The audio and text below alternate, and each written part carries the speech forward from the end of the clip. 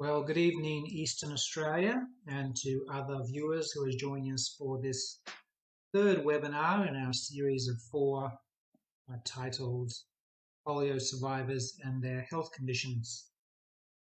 While this session is certainly directed towards medical practitioners, doctors, surgeons, anaesthetists, OB/GYNs, specialists, there's certainly useful information for other health disciplines and polio survivors as well, to provide some insight into the conditions, and for other health disciplines, the allied health disciplines, to get an idea of some of the points behind referrals in your direction. It will certainly be useful to have watched the first two sessions for context. Those slides are referred to occasionally throughout this session, and then tomorrow's session, which is information for allied health practitioners, will refer to those as well. So take a look at those first two. They're on the Polio Australia website under videos and a playlist. My contact details are here on the left-hand side of the screen. You may recognize the room and even recognize the outfit, because I don't think I changed it too much in the last few days for this series. Let's move right along. I had a plan of sticking to 10 slides per session, and that went really well for the first two sessions. But this particular session has 13 slides, so we blew that number out a little bit. But I'm going to move through the material just a little bit faster paced to still try and keep in that 45-minute range of duration. So this being the fourth in our series, these sessions are linked by content, but also by the reflection form. And so if you had a chance to fill that out, that would be great. I refer to that at times, usually at the start of the session and also at the end. The item from that form that I want you to consider for this session is prior knowledge and your level of familiarity with these conditions. What awareness, what depth of knowledge you might have, and what do you feel, what's your feel for the material so far and the condition that we're discussing here. The big point of this series is to develop your ability to speak to these topics and these conditions.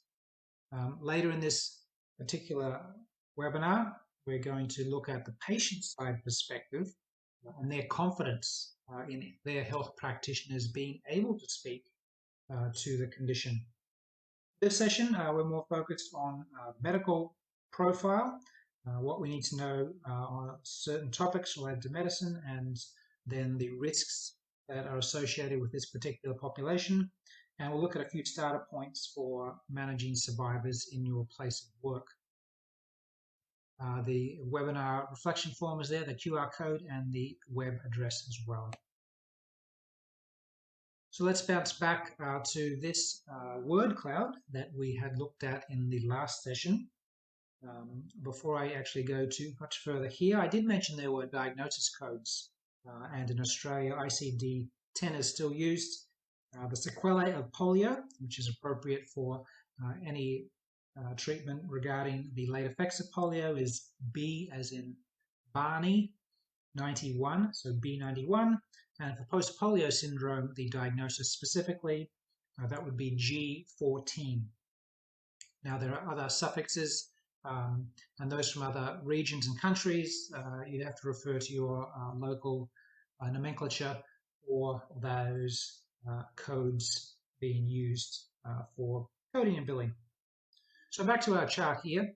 A few things that we talked about last time was the signs and symptoms, the main ones standing out there: pain, weakness, fatigue, balance, falling, exercise, activity, and stress. We mentioned how there can be quite some ambiguity around these particular symptoms in this set, and there's quite a bit of heterogeneity in the survivors that present in terms of which particular signs or symptoms are more prominent for their late effects of polio, which may be very different to the very next polio survivor that you encounter. Misattribution was a problem that we identified in the last session, and it's worth considering that there are both financial and time costs when late effects of polio are misattributed to other conditions. And those costs are patients and practitioners. And as a side, this is what some survivors have observed regarding misattribution. They try to put problems down to other illnesses, ordering excessive tests, which always end up negative. They are unfamiliar with the potential impacts of some medical treatments on people who had polio. Because I appear very healthy, they often cannot see why sometimes I get so weary. So that last one is a little bit of an odd comment. Let's explore more of the medical profile of this population. So many survivors do quite well functionally and may not have many complaints and many other health conditions, but they may still have a major fatigue complaint and anything related to any distinct residual deficit from their initial polio is likely to be a complaint as well. So this was our 2020 Polio Australia survey, and this was looking at the comorbidity load, the chronic illness load on top of late effects of polio. We had 734 respondents in that, and we compared it to the Australian population figures, which we got off the Australian Health Statistics website. There's roughly an inverse trend here. Our polio survivors in 2020 replied that 38 plus 31%, so about 70%, had none or one of the following chronic illnesses, and we did list it on the actual survey form. Those were heart disease, kidney disease, respiratory disease, obesity, cancer, diabetes, stroke, or asthma. You can see that the load seemed to be on the lesser side for polio survivors who responded to this survey compared to the Australian population, who seem to have more in the line of at least one comorbidity or chronic illness load. This does not mean, of course, that our polio survivors are in exceptional health or immune to other health problems. This is a slightly different set of questions from the 2013 Polio Western Australia survey. Obviously a different surveyed population at that time. And we can see that we have diabetes, asthma, hay fever, and allergies. Diabetes, the 5%, seems to be a bit of an outlier. Usually there's a higher incidence of endocrine and metabolic conditions in the polio survivor population. Asthma and hay fever, it should be no surprise that respiratory conditions are a little more prevalent in polio survivors compared to the standard population. And the third one, allergies. We do know that polio survivors have a certain level of sensitivity to pathogens. So no surprises on the respiratory aspects. And let's touch upon the breathing difficulty that we had noted in the last session.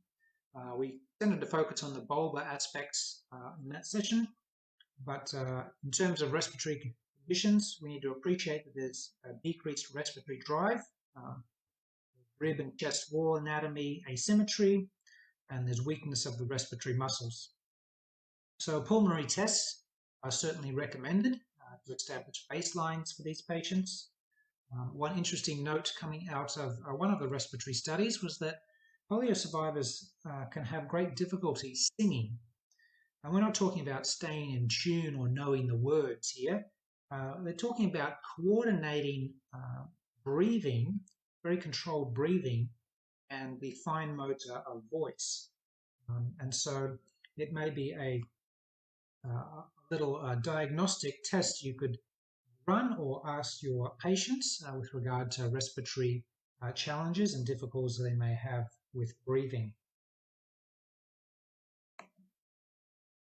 Post-polio syndrome, like other syndromes, can be challenging to manage. If we look here on the left-hand side, our syndromes, we're looking, is there a cause that's unknown? Is there a diagnosis by exclusion? Is there variability of symptoms? Brouwer, in his book Aspects of the Post-Polio Syndrome, had, I think it was almost 2 pages of comparative factors for these this set of syndromes. Quite interesting to read, but this was one that was distinct in that when we compare the cause and whether that is unknown, for chronic fatigue and fibromyalgia and in some cases sleep apnea and restless leg syndrome, the cause is certainly unknown. But with post-polio, we can certainly say in a lot of the cases that will present to us that there is not a cause unknown, there is actually a cause known. So if we are certainly positive for a polio history, we'll have less assumptions to make regarding that word cloud of symptoms we looked at a little earlier, and remembering Occam's razor, which is the less assumptions you need to make about a scenario, that condition will most likely be the one to focus on. So using this as a tool to say, look, those are the symptoms, but if we can say that this person has had polio, well, that raises that diagnosis or the condition higher in the list of things to focus on for treatment. Restless leg syndrome is a slightly different color here because it's worth noting that post-polio conditions, that restless leg is quite prevalent, notably in the affected side leg of polio survivors. I don't think they've established a root cause, but there's certainly some relationship.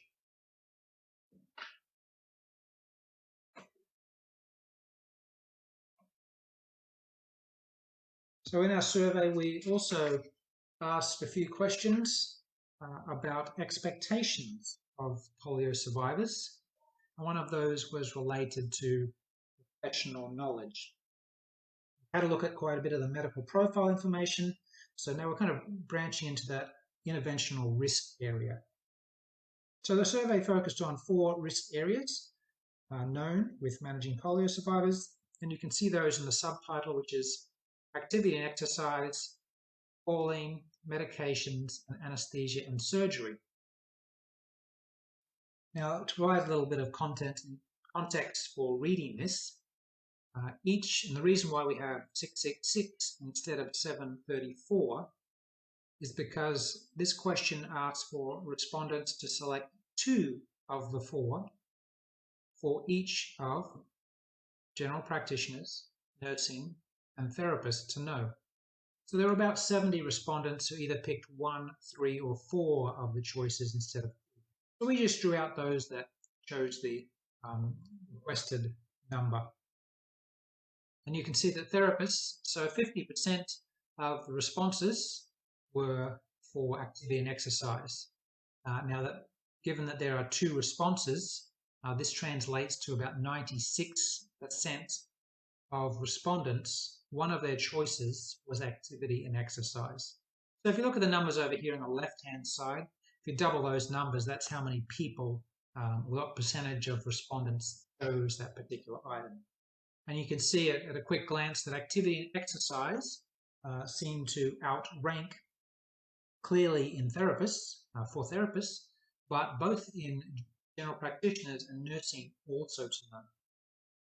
Now, general practitioners have a fairly even distribution of knowledge expected of them, but activity and exercise was the highest. And there's a question here of what other conditions are we aware of that would have their patient population have this expectation of GP knowledge. And we can bounce that back to polio survivors, their quality of life and their drive to achieve and perform functions and maintain independence. So a bit of that psychology we covered in that first session. And they're also very practical in nature, usually. But this also gives us a little bit of a hint about GPs and where should they look to refer their patients in terms of allied health support.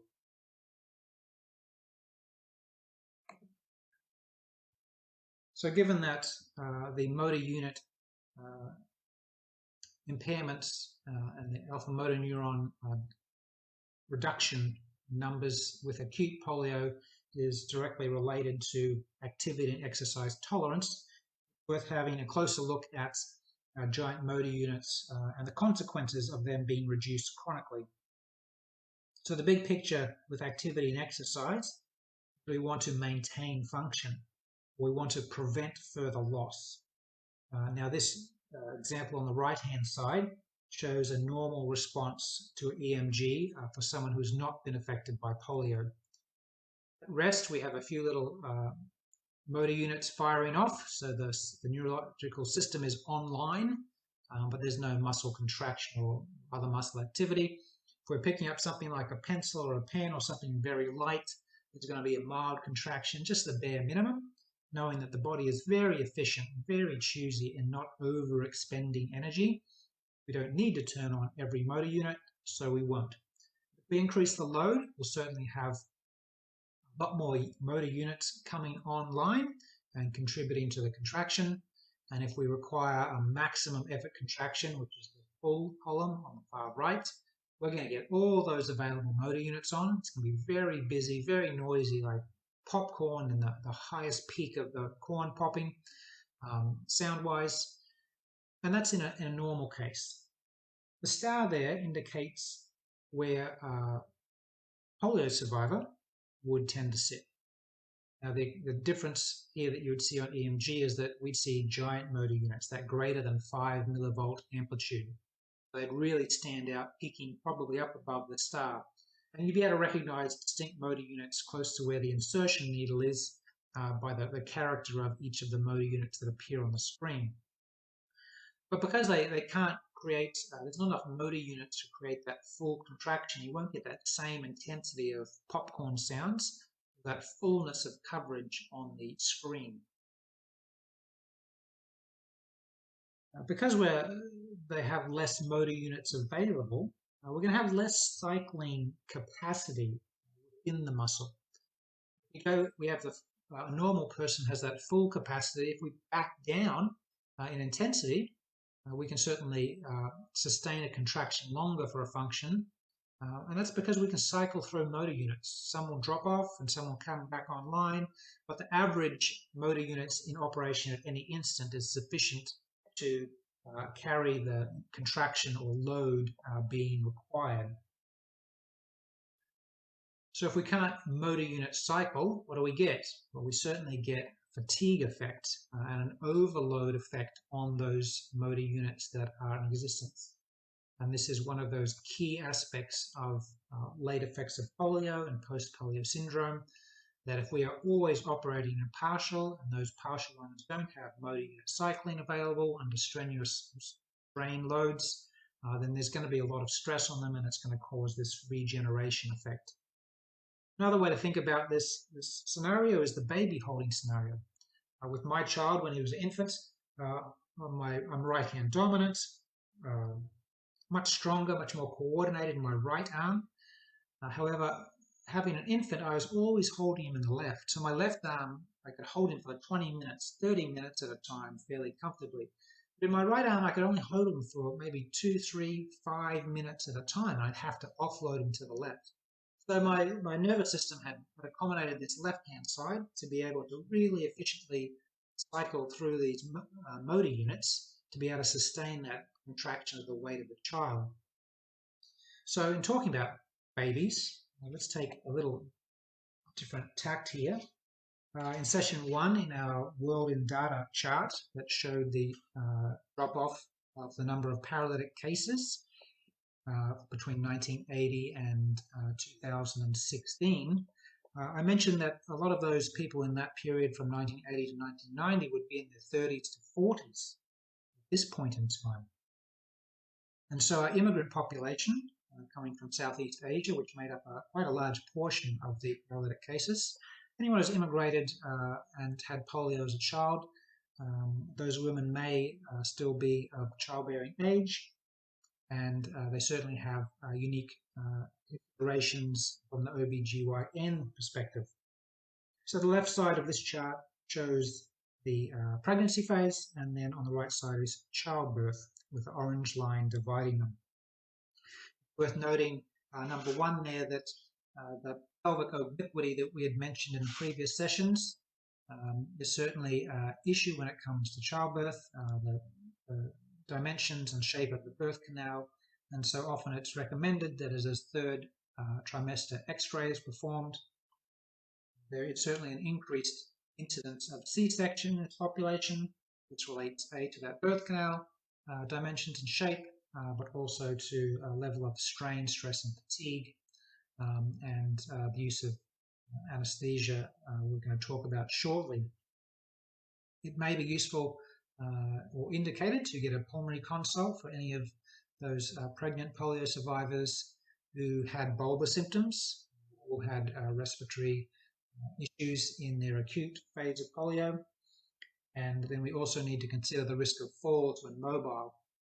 It's usual advice to recommend against riding bicycles in the third trimester for fear of injuring the mother and also injuring the developing fetus. When it comes to polio survivors, it's probably less likely that they'll be out inclined to get on a bicycle, but we do need to think about that fall risk with the motor and lower extremity residual deficits they may have. Center of gravity, as the fetus develops, is going to move forward away from the spinal column, which changes that dynamics, particularly if you're using a bracing, a lower extremity bracing, or a caliper of some description. And then that additional body weight can also strain and fatigue a lot faster any impaired musculature. So we certainly need to keep fall risk on the radar with these patients. Hormonal changes are obviously an SI at risk, and so we need to consider pain developing in the pelvis with regard to that condition. On the right-hand side, it's worth noting that another distinct change in that center of gravity occurs postpartum. And also we have a very distinct loss of cord stability. We don't have that volume or pressure pushing out on the abdominal wall, and so it's quite lax. And so their stability and fall risk can bump up another notch in this period as well. And then bouncing back to what we started with, which was holding an infant. If they have upper extremity weakness, then they may experience difficulty securing and holding infant, but this is the time to make recommendations of those devices and securing cloths and the like that help maintain hands-free but close contact with an infant.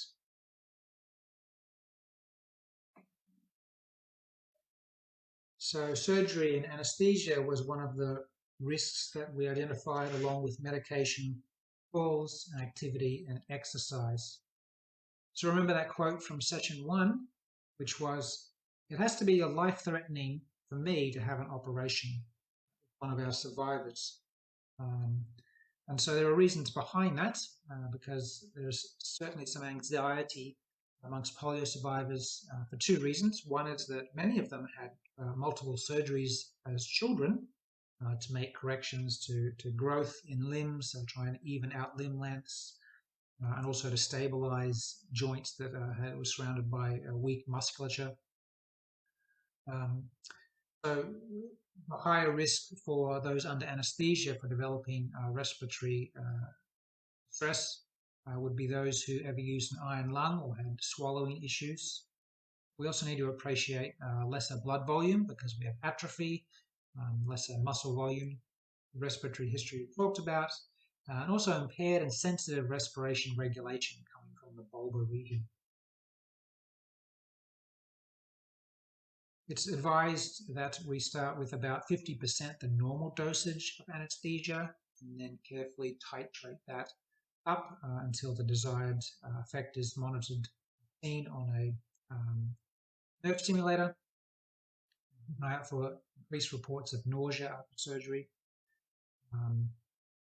The survivors also have an increased risk of ventilation support post-surgery. The two references down the bottom, the first and the third one, so we have polio patients in surgery and then anesthesia in surgery. These two are PDFs available on the Polio Australia website. You can download those, have a read through them. Excellent very to the point, easy to read documents that are directed to the patient as they move through the surgical process, and also for health professionals and the surgical team that in surgery and post-surgery help the patient through recovery. So surgery itself, we talked about the childhood surgeries. We need to consider that there should be muscle-sparing approaches where preferred.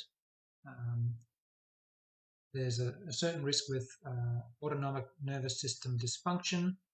But the big thing we need to really keep in focus with planning surgeries and considering surgeries is the expectation of the time frame for a polio survivor to recover. The post-operative phase is often extended. It's certainly not suitable for fast-track rehabilitation in most cases. Pain medication use may be over an extended or longer period.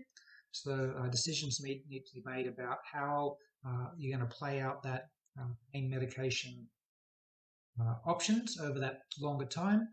Anticoagulation is going to likely be longer, and because of increased immobility after a surgery, we have the risk of pressure sores or pressure ulcers developing. It's important to fully inform the team for the two of the last three reasons, which is we need to be very sure that these patients are alert before any attempt to mobilize them. So nursing and therapy certainly need to know. And a lot of these survivors may be using assistive technology, and they may walk in with one type of assistive technology, but they may need to utilize a more supportive level of assistive technology on their departure after their surgery and in the rehabilitation immediately. So having a team that's on board is very important. I'm just going to point out one thing here with regard to nursing. It's really where nurses play their biggest advocacy role for polio survivors. Most nurses there's no direct referral to nurses usually for polio survivors, but they do pass through the care of a nurse in many different healthcare scenarios.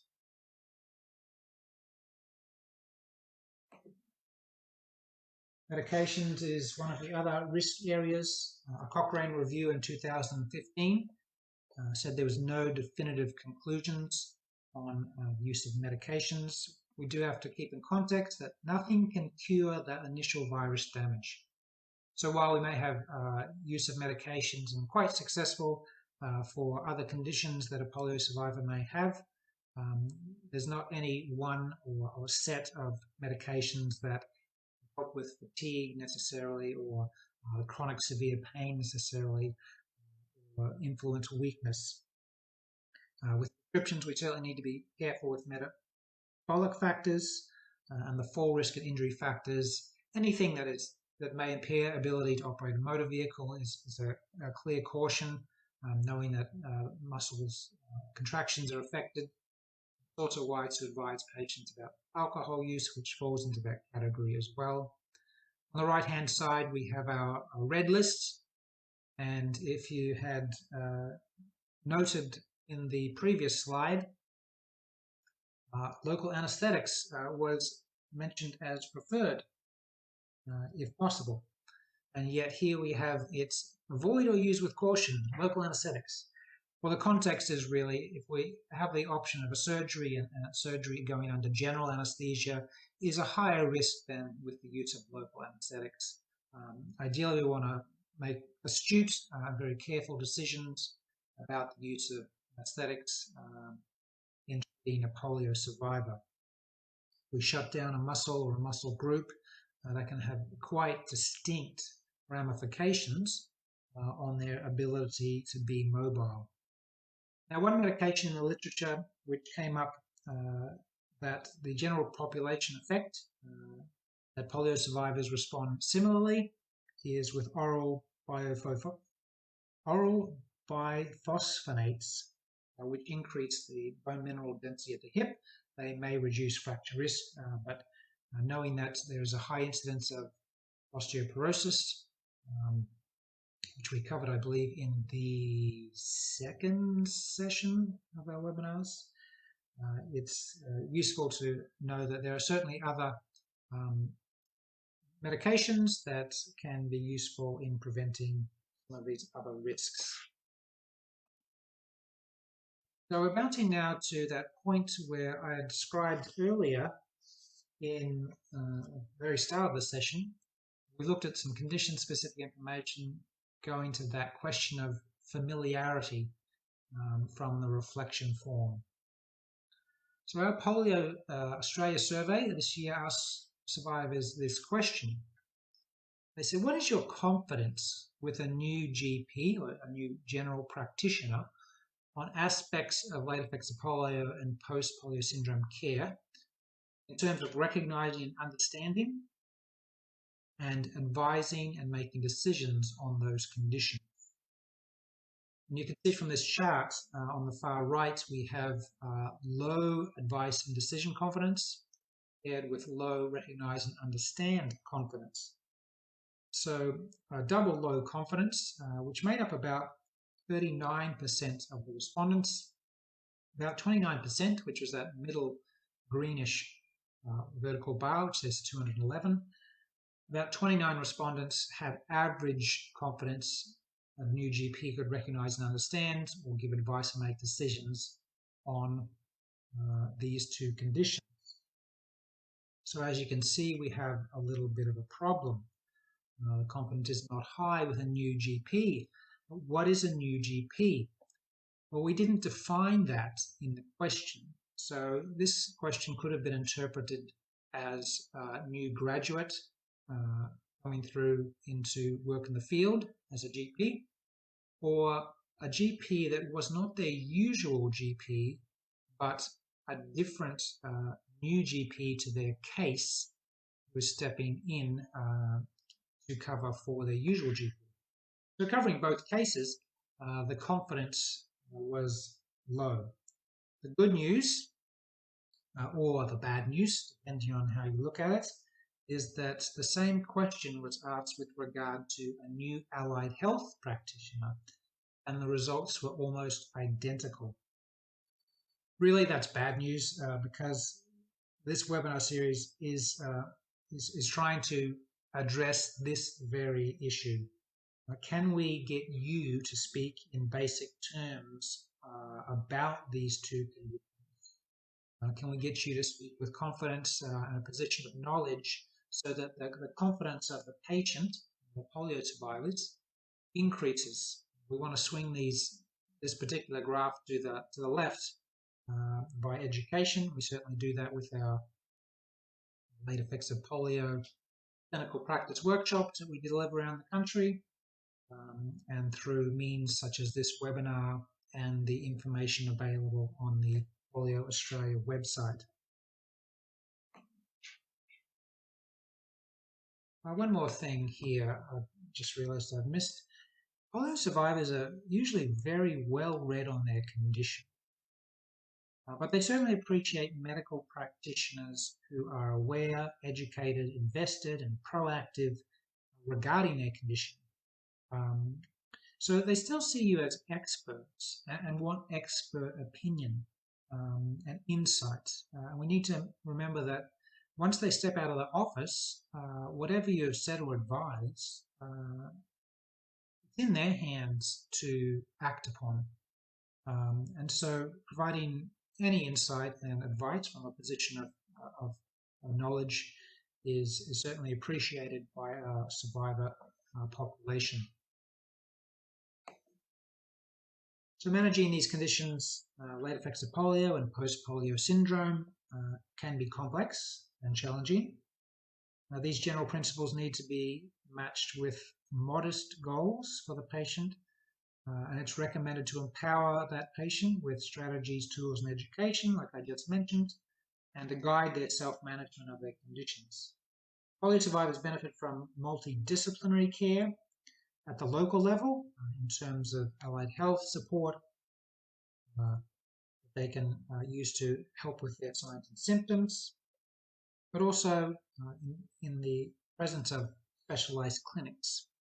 And there are currently about 6 specialised clinics, polio clinics in Australia, The locations of those are on our website listed.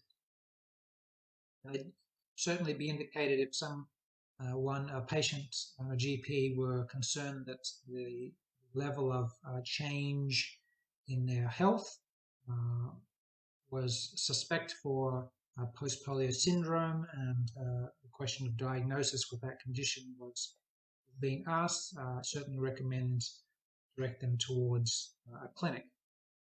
Thinking back to the diagnosis, a rehab physician or specialist, neurologist, those are the folk that can diagnose post-polio syndrome. We do need to expect complex interrelated symptoms, and we do need to focus on education for these patients, particularly on pain and fatigue management. And bouncing back to energy, exercise and activity, we talk about modification and consideration and new approaches, how to conserve energy. We also need to refer to other disciplines who can kind of take up the baton and run with addressing the causes that polio survivors are facing. In our Late Effects of Polio, Managing Muscles and Mobility publication of Polio Australia's, which is available on our website, and digital or a real in-your-hand manual. There was a question about practitioner utilisation that was asked before publication. And you can see the breakdown of where polio survivors said they went to for treatment. So what's missing here? Well, like I mentioned earlier, people don't get referred to nurses, and so there's no nursing on this list. But you can be quite sure that in visiting a GP or a specialist, that these polio survivors encountered nurses in that path. There's something that's very unusual in this chart, which surprises me, and that is the oddity of occupational therapy being listed at 2% utilization. Now, given that occupational therapists address function and sustaining abilities in the workplace, quality of life issues, and fatigue management and activity management, and matching that with the polio survivor who has this I can and I want to be independent and this ability focus of the survivor, it's a perfect match. And so while physios can certainly address the motor and muscular aspects and strength, I certainly endorse the somewhat logical match that occupational therapists have with our polio survivor population. In terms of having a polio-friendly office, what does that look like? Appear to be certainly having the knowledge within staff is important. Asking the question is certainly very helpful for patients. Appreciating their fatigue profile is quite important. We may have a polio survivor who has quite severe fatigue who can't get going in the morning until mid or late morning, and then they may have only 3 or 4 hours of quality time for an activity before they fatigue in the early afternoon. So some of these patients may only have a 3 or 4 hour window where they can schedule an appointment. So it's worth asking them how scheduling appointments fits with their fatigue profile as a point. We need to familiarise office staff with local referral points to allied health who are educated on late effects of polio and have some awareness of what your expectations are for the rehabilitation of the patient. It's useful to have information brochures in your office. There's a whole heap online on polioaustralia.org.au. You can print those off as needed. The Royal Australian College of General Practitioners recently endorsed a brochure that was developed by Spinal Life Australia, based out of Brisbane, which is an excellent resource, point of information for general practitioners and their staff in their office. Certainly useful for the education of polio survivors, or they probably know that information. And finally, having specific polio-aware statements on pre-surgical forms, procedural intake forms, permission to treat is also great to highlight to those that you refer to, particularly for surgeries, that, hey, this patient's coming to you and they do have a history of surgery. And that's rather than leading it down to the other box, the other line, or the comment section on your form.